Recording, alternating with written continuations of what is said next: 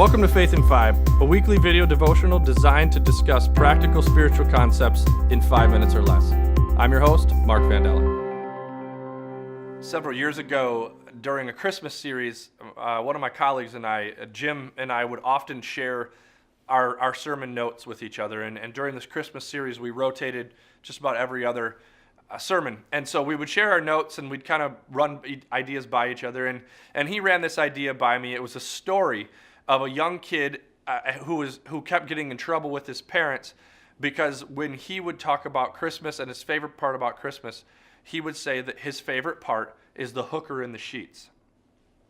So he tells me this story, and I don't remember all the parts and pieces, but essentially this kid was getting in trouble because he kept saying the hooker in the sheets. His parents are looking at each other like, somebody please explain. I think a teacher was involved. Anyway, they finally sat the kid down and said, you got to stop saying this.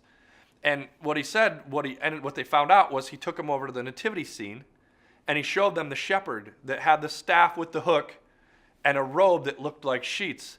And so this to the kid was the hooker in the sheets. And so my buddy Jim said, do you think I can share that? And I said, yeah, not only should you share it, I'll give you $20 if you say hooker 10 times in your sermon. And I had to pay up. And so Jim used this story because he was talking through the way that we communicate. And oftentimes, especially around Christmas, around significant things in our faith, we've said it the same way for so long that sometimes it just gets lost in translation and we don't always understand. And so we use this to launch into that idea.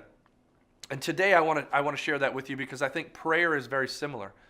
We're starting a new series called Hey God, because I want to be able to help us see that prayer doesn't have to be this super formal, perfect thing. It's conversations with God. One of my new favorite books on prayer is called Why Pray by John DeVries.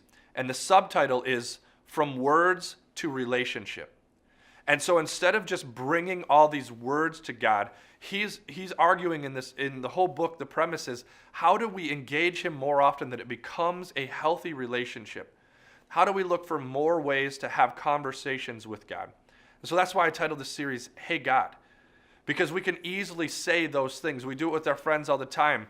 I text my wife, I text my friends, I text my family, hey, so-and-so, right? And we don't have to have, Bob Goff says that we don't need more people praying perfectly. We need imperfect people praying more.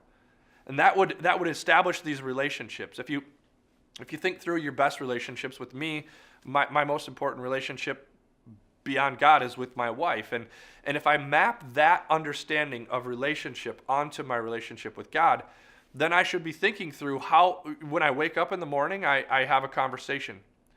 When I go to bed at night, we have a conversation. I bookend my days, front and end. Also, throughout the day, there's regular communication points. There's check-ins. There's how are you doing? How's your days going? And I think that God asks us to do the same thing. See, in James was regularly known as kind of the expert on prayer. In James 5:13 through 20, he says, if you are suffering, pray. If you're happy, then sing to God. And if you're sick, gather others to pray with you. He's essentially saying, if you're suffering, hey God. If you're happy, hey God. If you're sick, hey God. Whatever you do, stop and have conversations with God. We should be regularly interacting with him and having more conversations than formal presentations with God. Because communication is the key to all good relationships.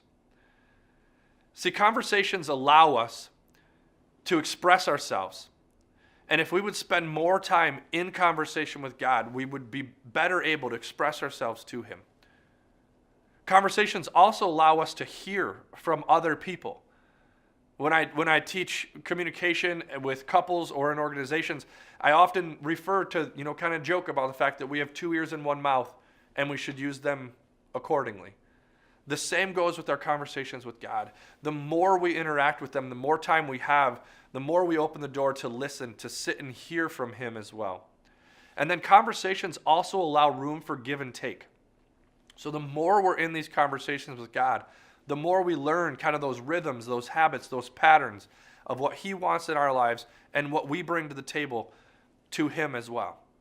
And so as you start to consider this Hey God series and how prayer, how these conversations with God look in your life, I want to encourage you to try two things. First, I want you to try to stop and pray 3 times throughout the day for 1 week.